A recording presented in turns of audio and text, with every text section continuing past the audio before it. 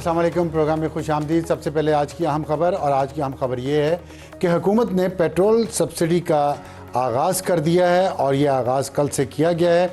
इसके बाद जो हालात हैं फील्ड में उसके बारे में आपको बताते हैं। लेकिन गुज़िश्ता 3 हफ्तों में 129 अरब रुपए का अवामी रिलीफ पैकेज हुकूमत ने दिया है और उसमें मुसाफिर बसों को 1 लाख रुपया माहाना, अब ये सुनते हैं आप ज़रा, मुसाफिर बसों को 1 लाख रुपए माहाना, मिनी बस व वैगनों को 40,000 रुपये माहाना सब्सिडी दी जा रही है ताकि किरायों में इजाफा ना हो।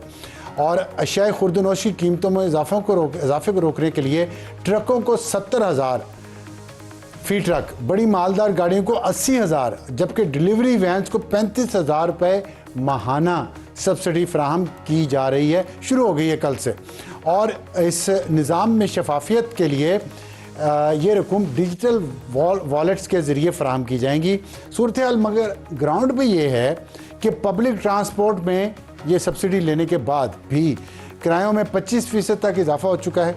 गुड्स ट्रांसपोर्ट एसोसिएशन ने आज खुद किराए में 70% तक इजाफा कर लिया है और उन्होंने, जो एसोसिएशन के सदर हैं, उन्होंने अपने मेंबरान को बाकायदा मुरासला जारी किया है। 20 लीटर तक पेट्रोल पर मोटरसाइकिल सवारों को 100 रुपये फ़ी लीटर के हिसाब से महीने में 2,000 रुपये की सब्सिडी का ऐलान किया गया। लेकिन शहरियों का ये कहना है कि पेट्रोल पंप्स पर हुकूमती ऐलान करदा रेट पर वो पेट्रोल ही नहीं दे रहे और कोई भी सब्सिडी देने से वो इनकारी हैं। सब्ज़ी, फल, चिकन की कीमत में 30% तक इजाफा हो चुका है और वजह वो बताते हैं जी कि पेट्रोल की कीमतों में इजाफा हो गया।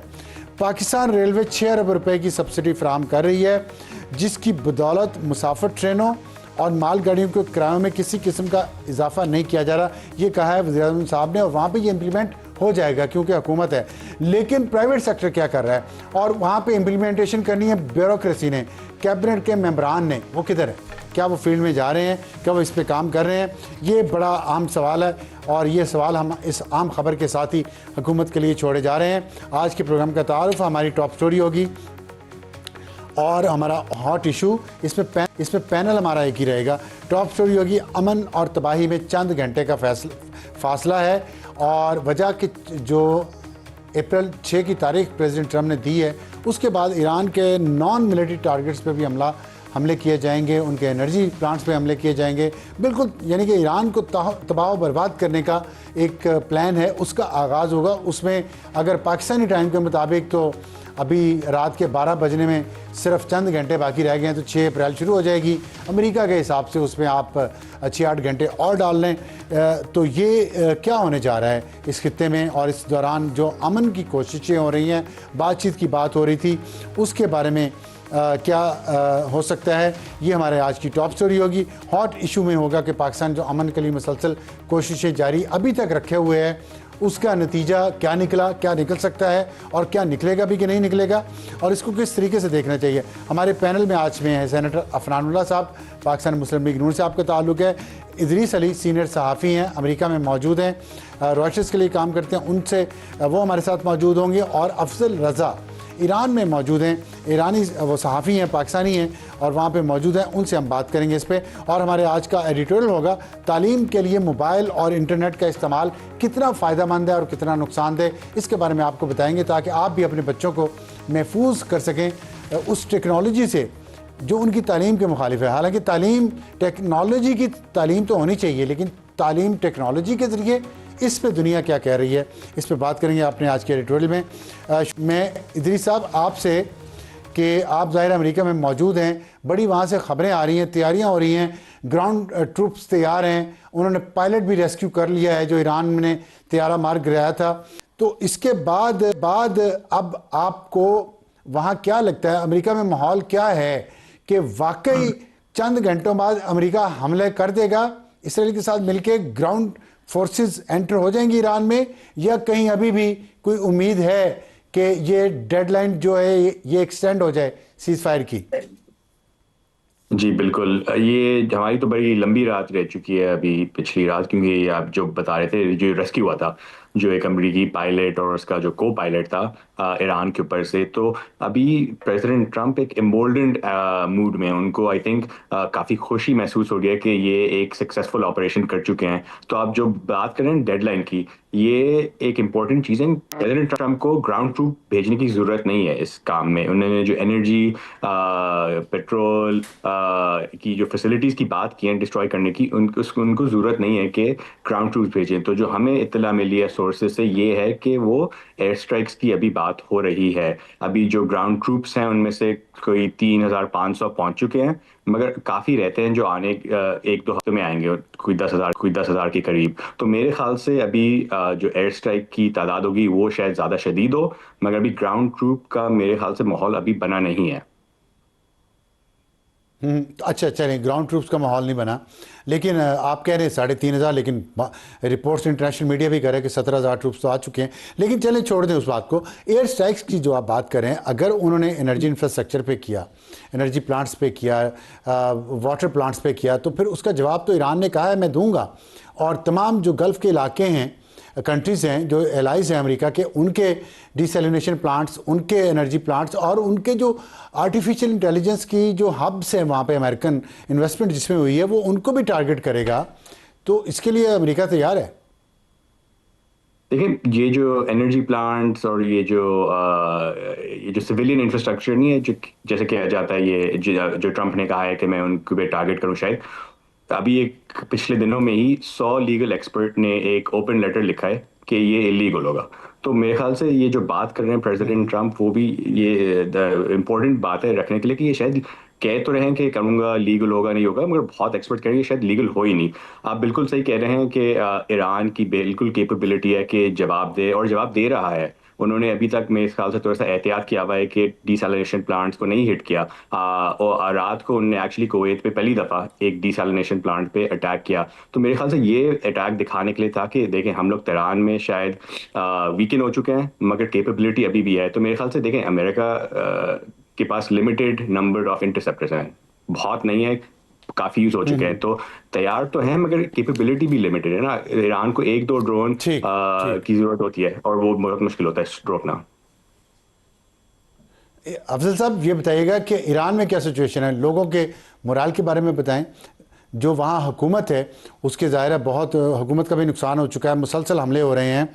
तो ईरान की क्या तैयारी है अगले चंद घंटों में? अगर एयर बम्बार्डमेंट बढ़ गई तो कैसे कोप करेगा ईरान इसको? बिस्मिल्लाहिर्रहमानिर्रहीम। देखें, 28 फरवरी से आज तक, या कल, आज की सुबह आप देख लीजिए कि ओवर 20,000 अटैक्स हुए ईरान के ऊपर।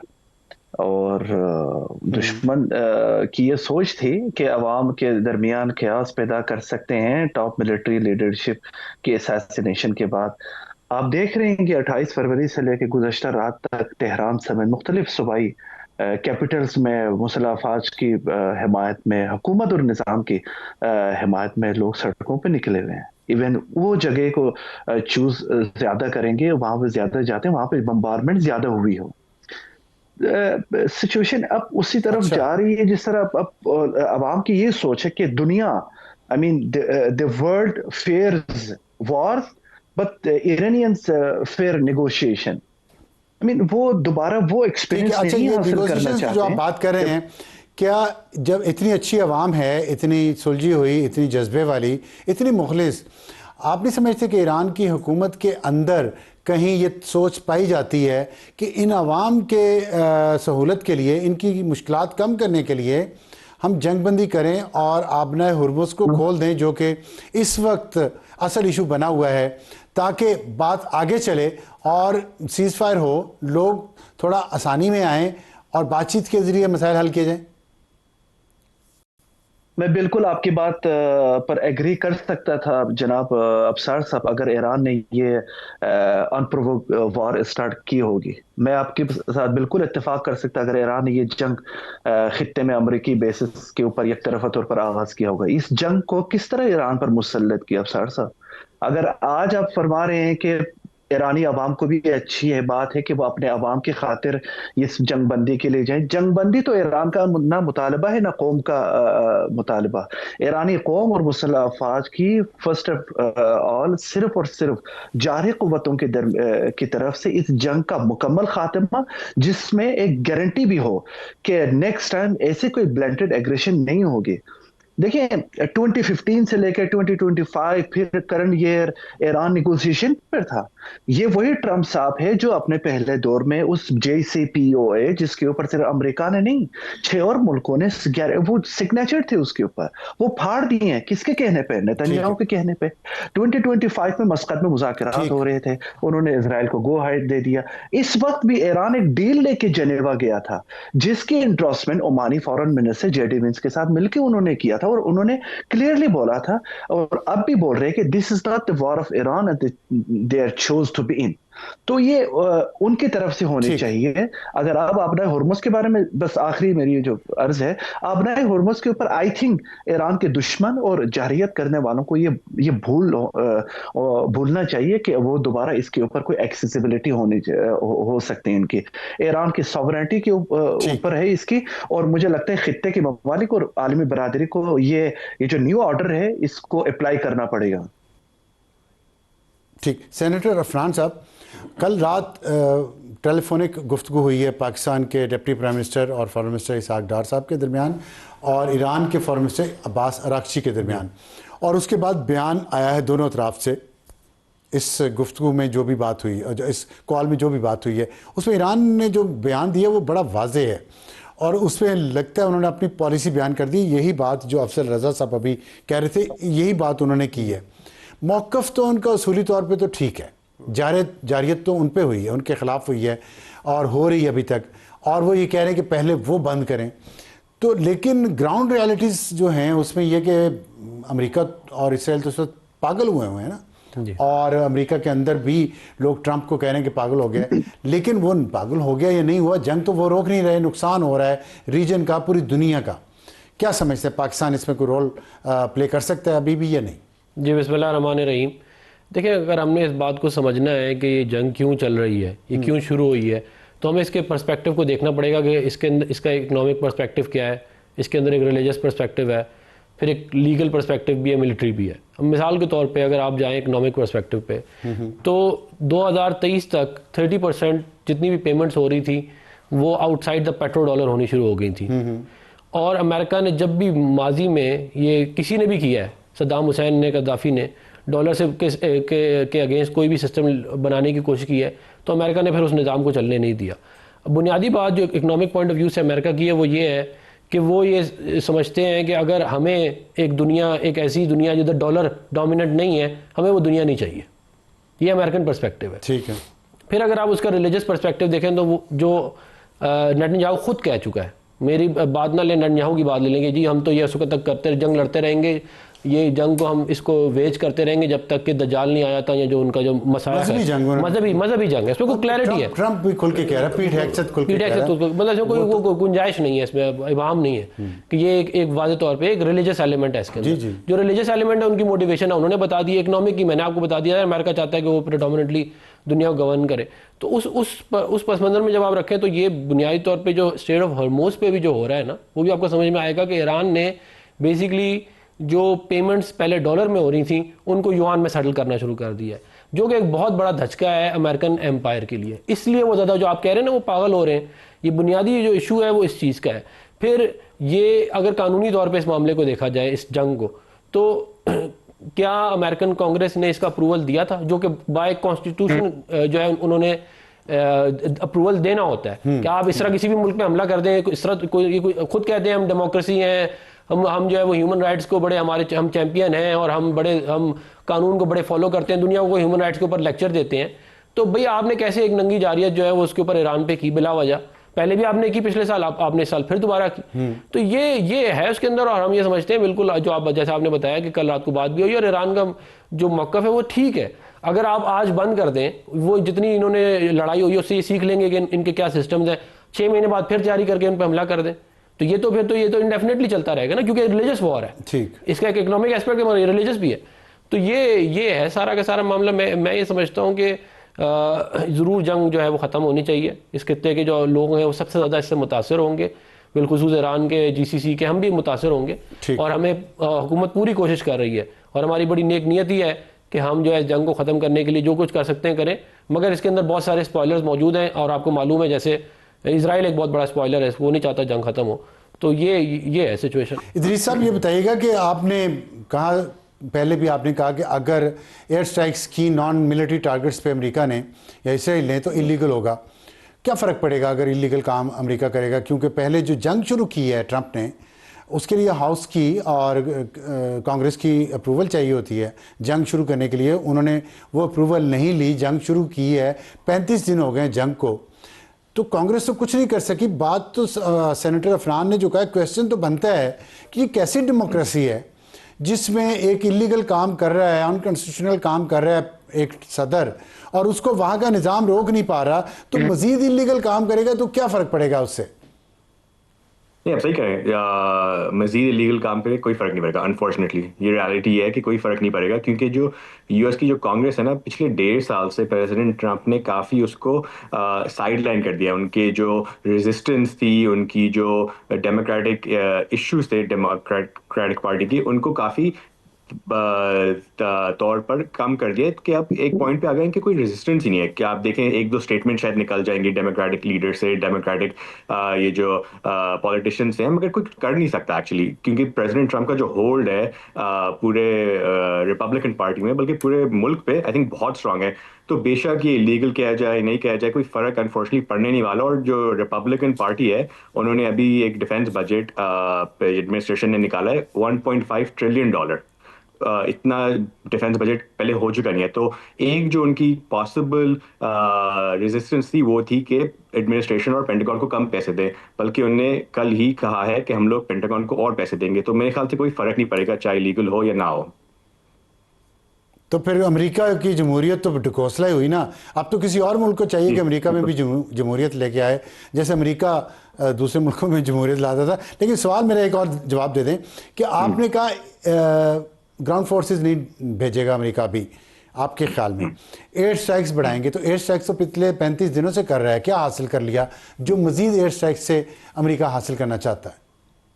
देखिए, मैं एक क्लैरिफिकेशन दे दूं कि मुझे लग रहा है अभी शायद ग्राउंड फोर्स नहीं हो। मुझे लगता है कि कोई हफ्ते हैं, क्योंकि जो मरीन्स आ रहे हैं यूएस से 2500, और जो ये 82nd एयरबोर्न है, कोई 3000 तो आने हैं मेरे ख्याल से। जो एक अभी जो नहीं किया है उनने, ये जो खार्ग आइलैंड है ना, ये जो एक बर्फ की आइलैंड है, 90% ईरान की ऑयल उधर से जाती है, उन्होंने अभी तक उस पर जो ऑयल के टारगेट्स हैं उन्हें नहीं किया। तो अगर वो शुरू करें तो काफ़ी तबाही ईरान की इकोनॉमी पे हो सकती है। तो आई थिंक ये एक फ़र्क शायद आज रात और कल शायद देखना शुरू हो जाए हम लोग। ठीक, अच्छा, तो लेकिन अब मैं सवाल दोबारा आपसे करूंगा बाद में अगले उसमें। पहले मैं ज़रा अफजल साहब से पूछूँ। अफजल साहब ये बताइएगा, जो स्ट्राइक्स मज़ीद ज़ाहिर है स्ट्राइक्स ही, एयर स्ट्राइक्स ही बढ़ेंगी और ग्राउंड ट्रूप्स अगर नहीं आते, कुछ अरसे बाद आते हैं, तो क्या तैयारी की है ईरान ने उन एयर स्ट्राइक्स से बचने की? क्योंकि ईरान के पास एयरफोर्स तो है नहीं है, डिफेंस सिस्टम भी उनका कहते हैं बहुत कमज़ोर है। हमला कहाँ कहाँ करेगा? इसराइल पे करेगा, क्योंकि एक एतराज़ ईरान पे ये आ रहा है कि इसराइल पे कम हमले किए हैं और गल्फ ममालिक पे ज़्यादा किए हैं। जाहिर है, जब आप अपनी सरजमीन इस्तेमाल करने देंगे अफजार साहब, अमेरिकन और कुछ ममालिक के तो सो कॉल्ड अब्राहम अकॉर्ड के ऊपर साइन भी है, तो वो बड़े उछल रहे थे जंग से पहले कि सपोज अगर जंग भी हो जाए तो हमारे तो सिक्योरिटी मोर उनसे ज्यादा गारंटी है। तो जाहिर है, जब आपकी सरजमीन आप मजीद इस्तेमाल करने देंगे तो ईरान मकबूजा इलाकों के साथ साथ उन्हीं सरजमीन को भी निशाना बनाते रहेंगे। आपने फरमाया एक एयर डिफेंस कैपेबिलिटीज को, जिस तरह इस जंग में ईरान ने दर्जनों अमेरिका के जो फिर भी मैं कहूँगा सो कॉल्ड जो इन्होंने कॉपी की है ईरान की शाहिद 136 ड्रोन से, जो लुकास और हारमोस ड्रोन है, वो बड़ी कामयाबी के साथ बड़े प्रिसाइजली टारगेट कर रहे हैं। और गुज़श्ता 48 घंटे पहले आप ये देख रहे हैं। देखिए, अगर वो स्ट्राइक करेंगे भी, पहले तो ईरानी जो इस्लामिक रेवोल्यूशनरी गार्ड कोर जो है, कुछ घंटों पहले उन्होंने वार्न किया है, उन्होंने वार्निंग दी है कि अब के बार अगर वो करना चाहते हैं तो वो डोनाल्ड ट्रंप साहब के 48 आवर्स अल्टीमेटम खत्म होने से पहले ही, मतलब वो जो 10 डेज उन्होंने पोज किया था, वो खत्म होने से पहले ही ईरान आई थिंक कुछ जवाब देने वाला है। I am not sure, but वो ईरान प्रिएम्प्ट करेगा, आप ये कह रहे हैं ईरान पर हमला कर देगा? सरप्राइज देना चाहते हैं डोनाल्ड ट्रंप साहब को, बिकॉज वो ऑलरेडी चाहे वो अल्टीमेटम पर अमल दरामद करे या ना करे, वो अपने हाथ बुलंद करके फाते होने का ऐलान कर चुके हैं 20 दफे। तो वो चाह रहे हैं कि इस दफा उनको जहमत दिए बगैर कोई जवाब दे दें। गुज़श्ता 48 आवर्स से पहले जो डेवलपमेंट्स आ रही है अफसर साहब, तो मैं नहीं समझता ईरान इसको बड़े हल्के ले लें। शायद मरहले स्टेप बाय स्टेप इसको वो अप्लाई कर रहे हैं, लेकिन जवाब जरूर मिलेगा। ठीक। सेनेटर अफरान साहब, ये एक न्यूक्लियर इसका एस्पेक्ट भी है, उनकी न्यूक्लियर इंस्टॉलेशन पे ईरान के हमला हुआ है। बुशहर में भी उनके उस पर काफ़ी जो प्रोटेक्टिव उसका वो स्ट्रक्चर था उसको भी नुकसान पहुंचा। अगर ये ताबकारी फैली खुदा ना खास्ता, तो ज़ाहिर है गल्फ़ के ममालिक को भी नुकसान होगा। पाकिस्तान बिल्कुल साथ है, बलूचिस्तान हमारा कराची है, तो ये पानी के ज़रिए तो बहुत दूर तक आ सकती है। इस सिलसिले में पाकिस्तान की हुकूमत कोई सोच विचार, कोई प्लान कि इसको अल्लाह ना करे कि ऐसा हो, लेकिन अगर ये हुआ तो कैसे इसको काउंटर करना है? देखिए, पहले तो बात ये है कि जो बुशहर में इनका जो न्यूक्लियर पावर प्लांट है वो एक सिविलियन प्रोजेक्ट है, उसके अंदर कोई एनरिचमेंट ऐसी नहीं हो रही जो मिलिट्री ग्रेड हो। आप उसको हिट क्यों कर रहे हैं?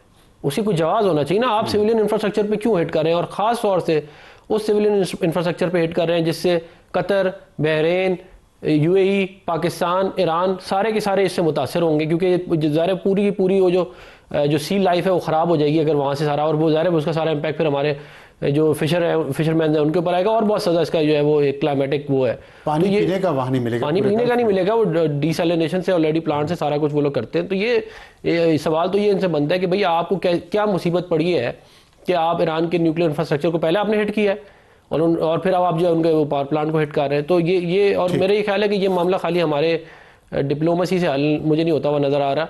इसके अंदर जो है वो एक जॉइंट फ्रंट बना के तमाम मुसलमान ममालिक को, इजराइल को जो है वो थोड़ा सा उसको बड़ा अच्छा पॉइंट आपने करना पड़ेगा, वरना ये ऐसे ही चलता रहेगा। इस पे बात करेंगे हम एक छोटे से ब्रेक के बाद आएंगे तो हम आज को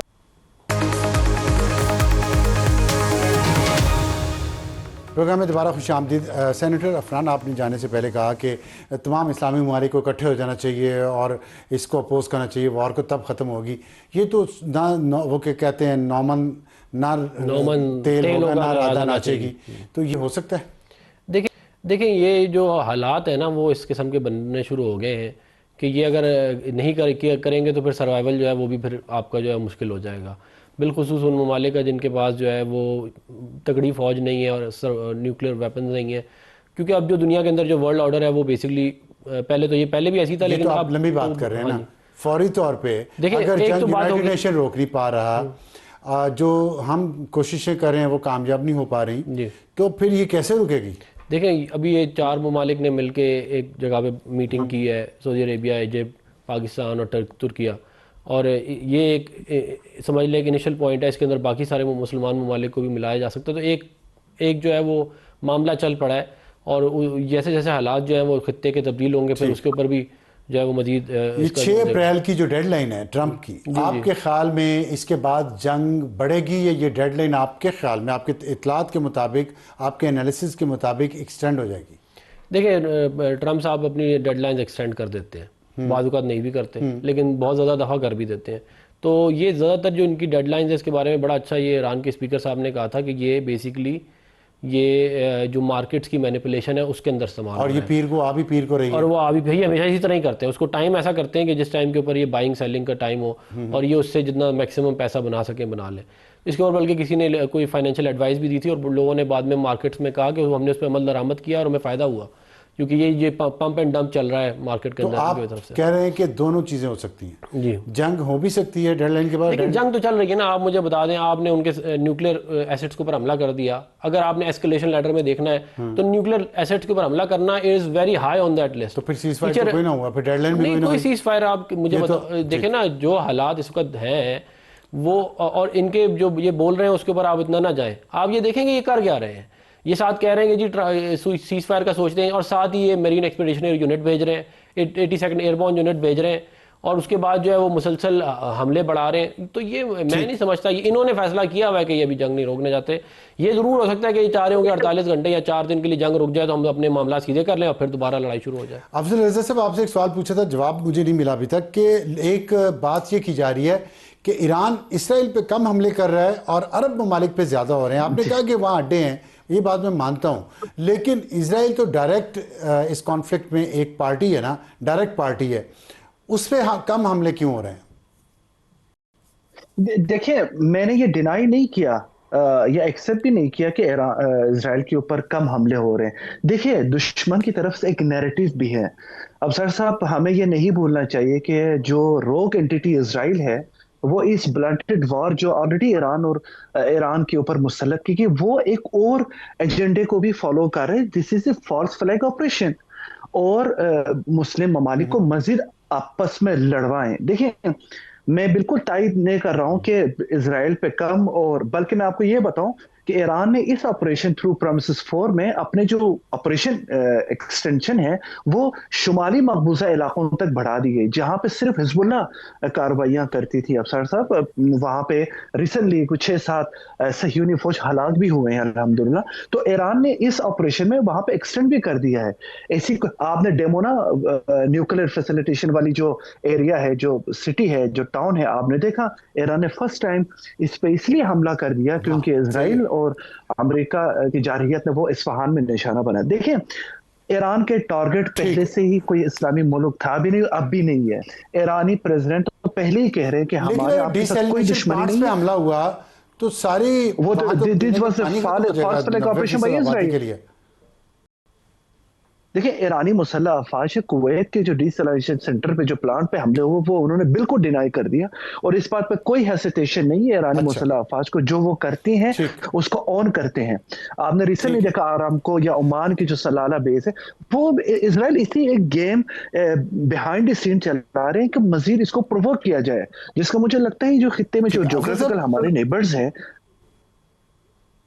ये बताइएगा कि ईरान में इंटरनेट सुना है हमने बंद है, तो कैसे कम्युनिकेशन हो रही है वहां ईरान के अंदर लोगों की? देखिए, इंटरनेशनली जो इंटरनेट यूज होते हैं, क्योंकि जंग के दौरान दुश्मन हमेशा अपनी जो स्लीपर सेल्स है या उनके एलिमेंट्स है उनको मजीद इस्तेमाल करने के लिए इंटरनेशनल आउटगोइंग इनकमिंग कॉल्स को इस्तेमाल किया जाता था हॉस्टाइल एजेंसीज की तरफ से, और जो वेस्टर्न मैसेजिंग या जो सोशल मीडिया प्लेटफॉर्म्स है just like WhatsApp, Telegram, Instagram, तो ये ईरानी जो एक उनका सिस्टम है, हमेशा जब भी ऐसा कोई हादसा होते हैं मुल्क में, तो अवाम के जो माशरे में एक बैलेंस रखने के लिए, सिक्योर करने के लिए, वो इंटरनेशनल कम्युनिकेशन को हाल्ट किया जाता है, किसी लेवल तक सस्पेंड किया जाता है। ईरान के अपने नेशनल इंटरनेट है अफसार साहब, और ईरान ने जब से ये साइबर स्पेस की यूसेज में मजीद इजाफा हो गया, तो इंटरनली उन्होंने मैसेजिंग एप्लीकेशन बनाए हुए इसी सिचुएशन में कि अगर आप जंग के दौरान या मुल्क में मुजाहरे होते हैं तो कम्युनिकेशन गैप ना होने के लिए वो अपने इंटरनल एप्लीकेशन यूज कर, जो मैं भी अपने फैमिली से राब्ते रखने के लिए वो इस्तेमाल कर रहा हूँ। मीनवाइल जंग के दौरान जो गवर्नमेंट एफिलिएटेड ऑर्गेनाइजेशन है या न्यूज एजेंसीज है हमारी तरह जो स्टेट ओन है, उनके लिए ये चीजों से वो मुस्तस्ना है। They have access for all from the internet section. Idris साहब, अभी सेनेटर अफनान ने कहा कि मार्केट को ऊपर नीचे करने के लिए ये सारा कुछ होता है, उनकी डेडलाइन बड़ी कोइंसाइड करती हैं वीकेंड के साथ या वीक डेज के साथ। तो अभी भी जो डेडलाइन ख़त्म हो रही है मंडे को ख़त्म हो रही है, मंडे पहला वर्किंग डे होगा वीक का, मार्केट्स खुलेंगी, तो आपके ख्याल में क्या ये लिंक्ड हैं दोनों चीज़ें? ये पहले आपका एक पिछले सवाल का जवाब दे दूं। ईरान ने इसराइल पे बिल्कुल कम हमले किए हैं, क्योंकि उनकी जो मीडियम और लॉन्ग रेंज बैलिस्टिक मिसाइल हैं वो बहुत कम हो गए हैं। तो ये तो फैक्ट बता दूं, कम हो चुके हैं उनके इसराइल पे अटैक। देखिए, आप बिल्कुल सही बात करें कि जब जुमा आता है ना, तो जो हम लोग रिपोर्टर्स होते हैं पेंटागन में, वो अलर्ट पे हो जाता है, क्योंकि हमें पता है कि मार्केट बंद हो रही है। प्रेसिडेंट ट्रंप का जो हिस्ट्री रह चुकी है वो ये है कि जब मार्केट क्लोज होती है तो एक्शन लेते हैं। तो अभी मेरे ख्याल से ये शायद लिंक नहीं हो मार्केट से, क्योंकि मंडे को तो मार्केट खुल जानी है। तो अगर उन्होंने ग्राउंड ऑपरेशन करना था मार्केट के लिए तो वो कर चुके होते। तो मेरे ख्याल से बिल्कुल सही कह रहे हैं सेनेटर के, हिस्टोरिकली यही रह चुका है, मगर इस एग्जाम्पल में, इस स्पेसिफिक इंस्टेंस में मेरे ख्याल से मार्केट से इतनी लिंकेज नहीं है। अच्छा, लेकिन अगर एक्सटेंड कर दी सीज फायर तो मार्केट ऊपर तो जाएगी ना? मार्केट टेम्परेली ऊपर चली जाएगी। अगर उन्होंने जुमे तक एक्सटेंड कर दिया तो फिर आपका सवाल का जवाब आपके सामने ही है फिर। जुम्मे के लिए ना भी करें, 2 दिन के लिए कर लें, मार्केट ऊपर जाएगी, स्टॉक को ऑफलोड करेंगे, उसके बाद हमला कर देंगे, स्टॉक मार्केट गिर जाएगी, अल्लाह खैर से अल्लाह पैसे बन गए। तो खैर ये तो चले चलता रहेगा। ये बताएं कि आपने कहा कि आपका ख्याल है कि एयर स्ट्राइक्स बढ़ाएगा अमेरिका, तो क्या हासिल क्या करेगा एयर स्ट्राइक्स बढ़ा के? वो तो हो रही हैं अभी भी कौन सा सीज फायर है? आप न्यूक्लियर इंस्टॉलेशन पे हो रहा है, पुल उड़ा रहे हैं, हॉस्पिटल्स पे हमले कर रहे हैं, स्कूलों पे, यूनिवर्सिटीज़ पे, नॉन मिलिट्री टारगेट्स तो वो कर रहे हैं अटैक उन पे। तो फ़र्क क्या है? ये खाली बातें ही हैं सिर्फ? देखिए, आप जानते हैं अमेरिका जो हिस्ट्री रह चुका है, बल्कि वो जंग की जो हिस्ट्री है, एयर पावर, एयर कैंपेन से कोई जंग जीती नहीं जाती। आप डिग्रेड कर सकते हैं, जो दूसरा मुल्क होता है उसको खत्म कर, आहिस्ता आहिस्ता खत्म कर सकते हैं, मगर जंग जीत नहीं सकते। और जो मैं अपने पेंटागन सोर्सेज से बात कर रहा हूँ, वो यही कह रहे हैं कि देखिए, हम लोग कर तो लेंगे, मतलब 2-3 महीने चल सकता है एयर स्ट्राइक, मगर कोई स्ट्रेटेजिक फर्क नहीं पड़ेगा। तो मेरे ख्याल से ये एक चलता रहेगा जब तक प्रेसिडेंट ट्रंप के एडवाइजर्स उनको ये नहीं बताएं कि, और उनके सामने शायद विजिबल नहीं हो जब तक, कि एयर स्ट्राइक अकेले कुछ कर नहीं सकता। तो मेरे ख्याल से ये जो स्ट्रैटेजी है थोड़ी सी फॉल्टी है, क्योंकि जब तक इनके स्ट्रेटेजिक ऑब्जेक्टिव्स क्लियर नहीं होंगे, अभी तक हमें ये नहीं पता कि इनका एम क्या है, रेजीम चेंज है क्या है, जब तक वो क्लियर नहीं होंगे तो आई थिंक ये बॉम्बिंग का कोई ज्यादा फर्क नहीं पड़ेगा हाई लेवल पे। ब्रीफली ये बता दें कि आपके ख्याल में एयर स्ट्राइक्स अमेरिका बढ़ाएगा, डेडलाइन को एक्सटेंड नहीं करेगा? What do you think? करेगा नहीं? मेरे ख्याल से एयर स्ट्राइक्स बढ़ेंगी आज रात। एक्सटेंड करेंगे आज रात? नहीं, एक्सटेंड नहीं करेंगे, और एयर स्ट्राइक तादाद में ज्यादा हो जाएगी। सॉरी, आपकी आवाज थोड़ी सही नहीं आ रही। मैं कह रहा था कि एयर स्ट्राइक्स मेरे ख्याल से बढ़ जाएंगी आज, और डेडलाइन एक्सटेंड नहीं होगी आज रात। अच्छा, इसका मतलब है फिर ईरान जो कह रहा है कि हम प्रीएम्प्ट कर लेंगे, तो हो सकता है ईरान ही पहले हमला कर दे। बहुत शुक्रिया। और आप देख सकते हैं अफजल रजा साहब, हम जी बहुत शुक्रिया अदरीस अली साहब, अफजल रजा साहब और सेनेटर अफरानुल्लाह साहब हमसे बात करने का। वक्त ब्रेक के बाद वापस आएंगे तो हमारा आज का एडिटोरियल, और वक्त हो हमारे आज के एडिटोरियल का, जिसमें हम बात करेंगे तालीम में मोबाइल और टेक्नोलॉजी का जो इस्तेमाल है इंटरनेट का, वो कितना नुकसानदेह साबित हो रहा है। हम चाहते हैं बच्चे हमारे टेक्नोलॉजी की तालीम हासिल करें, लेकिन टेक्नोलॉजी के ज़रिए तालीम हासिल ना करें। ये फ़र्क मलहूज़ खातिर रखना बहुत ज़रूरी है कि क्योंकि दुनिया भर में तरक्की याफ्ता ममालिक में जो जदीद रिसर्च आ रही है, उससे साबित हो रहा है कि डिजिटलाइजेशन से, ज़्यादा डिजिटलाइजेशन से, ख़ास तौर पे बच्चों की जब ग्रोथ की एज होती है, उसमें वो उनकी बहुत सारी कॉग्निटिव एबिलिटीज़ को अफेक्ट करता है नेगेटिवली। जैसा कि डेनमार्क में 2000 से लेकर 2010 के बीच टेक्नोलॉजी का बढ़ता रुझान देकर स्वीडन ने तालीमी निज़ाम को डिजिटाइज किया, लेकिन उसके बाद 2023 में उन्हें वहाँ पे फिजिकल बुक्स और पेन पेपर की जगह मोबाइल और टैबलेट्स दिए गए बच्चों को। लेकिन अब उन्हें एहसास हुआ है कि इसकी वजह से बच्चों की जो ग्रोथ है वो मुतासर हो रही है, और बुरी याददाश्त के मसाइल, क्रिटिकल थिंकिंग, और यहाँ तक कि वोकैबुलरी बच्चों को नहीं पता चलती। और इसी बुनियाद पर अब 2023 में ये फैसला किया कि स्वीडन में तालीमी निज़ाम को तब्दील किया जाएगा। स्क्रीन टाइम को कम करके किताबें पढ़ने और हाथ से लिखने की, पेन और पेपर पे लिखने की आदतें डेवलप करवाई जाएंगी। ख़ास तौर पे 16 साल से कम उम्र बच्चों के लिए कानून बन गया कि स्कूल में गैजेट्स इस्तेमाल नहीं होंगे। और इसके अलावा नॉर्वे ने 15 साल से कम उम्र बच्चों के लिए सोशल मीडिया के इस्तेमाल पर पाबंदी लगा दी। नीदरलैंड और फ्रांस में भी मिडिल स्कूल तक स्कूल में फ़ोन इस्तेमाल करने पर पाबंदी है, और टैबलेट्स भी। इसके अलावा इस एडिटोरियल का हमारा आज का मकसद ये है कि इन ममालिक से हम सीखें, हमारे मुल्क में भी इस पर तवज्जो दी जानी चाहिए, और छोटे बच्चों का स्क्रीन टाइम जो अब 8 से 10 घंटे तक होता है उसको ख़त्म करें। कम तो करें, ख़त्म ही कर दें तो अच्छा है, वरना वो फिज़िकल एक्टिविटी में इन्वॉल्व नहीं होते, उनके दिमाग की डेवलपमेंट नहीं होती, और कम उम्री में ही वो डम बन जाते हैं, जैसा कि आप आजकल की जेन ज़ी को देख ही रहे हैं। आज के लिए इतना ही। खुदा हाफिज़ एंड गुड नाइट।